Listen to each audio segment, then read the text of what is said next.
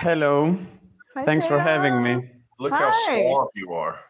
Yeah, It's been a while since I've seen you on video. Yeah, me too. So Spencer, We were just talking about Sublation Magazine, Teo. Okay, I And was he the best pulling me back for from the brink. Sublation. I was sounding like a lunatic sectarian. But we were talking about the occasion of the publication. And Rebecca had kind of teed up this question of the socialist turn, the neo-social democratic turn, which for those who don't know, Teo knows a lot about the early form of that with Syriza in Greece, which was in many ways ahead of the curve of things that were registered much later elsewhere in the world, like in the UK and the US. And how that kind of swept up and in many ways kind of funneled a generation of leftists. And that Sublation is really emerging sort of at the end of that process, right? And I was talking about how, other publications, are tied to the 60s moment or to the 2000, or to the, as it were, early millennial moment, right? That with the New Left Review,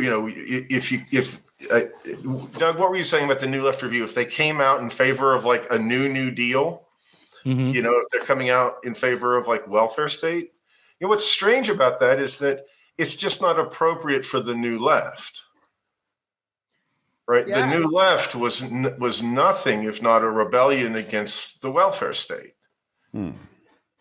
Right, it was against the administered society. Right, that's the whole thing with Mario Savio. You have to press your body against the wheels, against the mechanisms, and stop the machine. But it's interesting now because and I'll just say this quickly. It seems that there is like a turn right to this like statism, where I think at the emergence of the millennial left, the New Left was kind of like this exciting kind of moment that was kind of experiencing like a rebirth, especially like with a kind of intergenerational transition of knowledge. Like millennials would go on and ask these leftists from the civil rights movement and the SDS, kind of like teach us what you guys did. And I don't know about you guys, but I feel there's. Yesterday, Doug and I were talking about how different that is from our experience as Generation X, that there's nothing like Jacobin for Generation X. Mm-hmm. Well, I maybe just to finish it, it feels like there has been a very sharp turn against the New Left exactly because of its critical stance towards the state. And maybe I just want to maybe pitch that as this interesting kind of like micro turns, like, just paying attention to how the left is starting to regurgitate its own history, and change very, very quickly. Like that relationship is changing very quickly, and how we're understanding, this downturn, right, post Sanders, Corbyn, and as kind of like the nausea of the Biden administration is settling in. The nausea, indeed.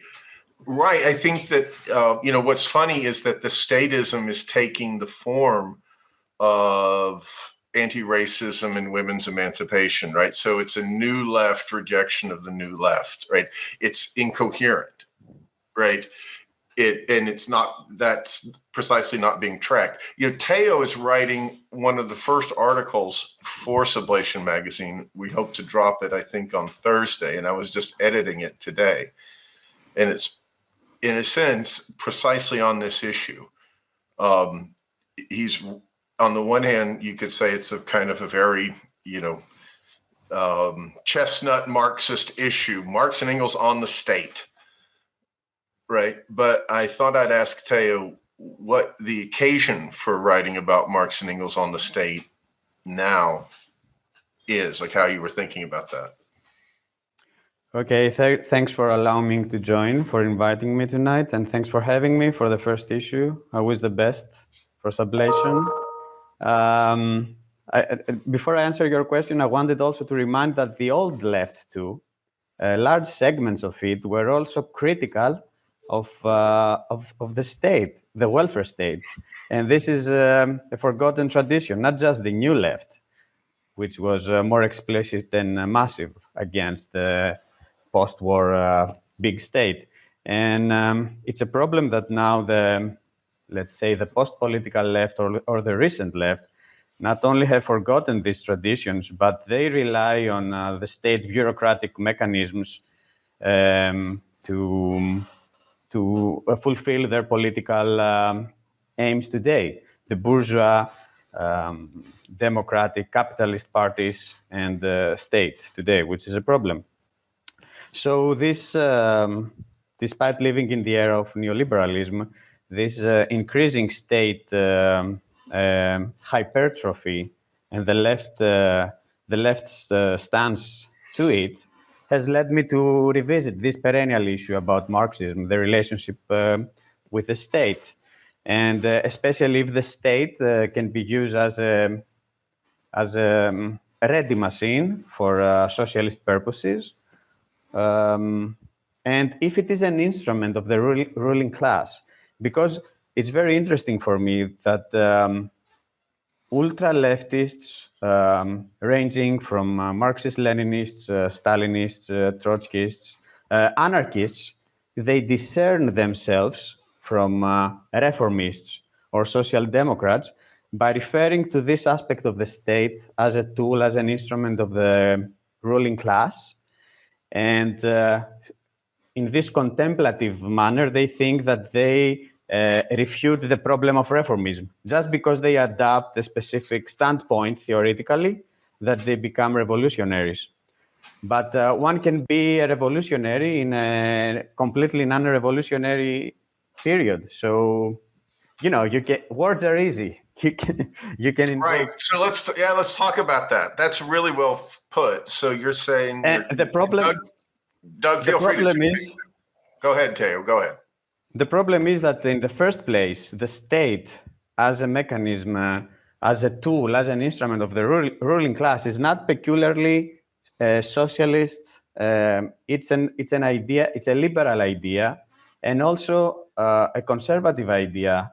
Plekhanov, the Russian Marxist, has written about that, how during the bourgeois revolutions, the state was conceived as a tool of the revolutionary class, and how the conservatives reacted to this, the ascendancy of the bourgeoisie, and claimed that the state should be a rule of the conservative, of the old lords, so to speak.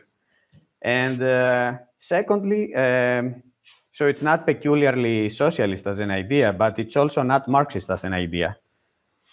I mean, you might say, I mean, would you say it's fair that from a liberal perspective, all pre-bourgeois states are just instruments, that in a sense, the ruling class that in a sense, pre-bourgeois society isn't really society, that the state is the ruling class organized as as a force? Right, that sense of basically the ruling class puts society under occupation. Exactly. This is why the article and this issue is quite thorny and difficult, and it's not as easy. People like to think that Marx's writings about critique of political economy are difficult to read. All volumes of Capital is difficult, but his political writings are quite easy. And they think that what's the conclusion? That the state is a tool of the ruling class, period. No, because before the bourgeois revolution and capitalism, Marx observes that the state and society are one together. They're not separated yet, so that the problem of the state cannot be posed and the problem of society cannot be posed. So you need the bourgeois revolutions and capitalism to even address the problem on these terms. So in order to see the state as a tool, first of the third estate and then of the capitalists, of the ruling class, you need to go beyond traditional society. the medieval cities, the ancient polis, where society and politics were tied together. And Marxism, specifically post-1848, through historical experience, moved beyond this idea that the state is just a tool of the ruling class. Marx is very explicit that the state is not a ready-to-use machine, and it's not a tool of the ruling class. This is precisely in the age of this is with the emergence of the social question, the emergence of working class politics, and thus with mass democracy. Exactly. Right? The question of the state is really the proper object of Marxist thought.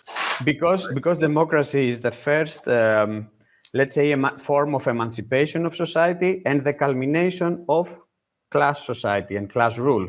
It's simultaneously both of these, democracy. And hence, we can approach the problem of the state for the first time more clearly. And Marx separates himself from all other socialists by explaining that the state is an expression of capital as the problem of the self-alienation of society, and not just an instrument of the ruling class. It's the political expression of capital's domination over society as a whole.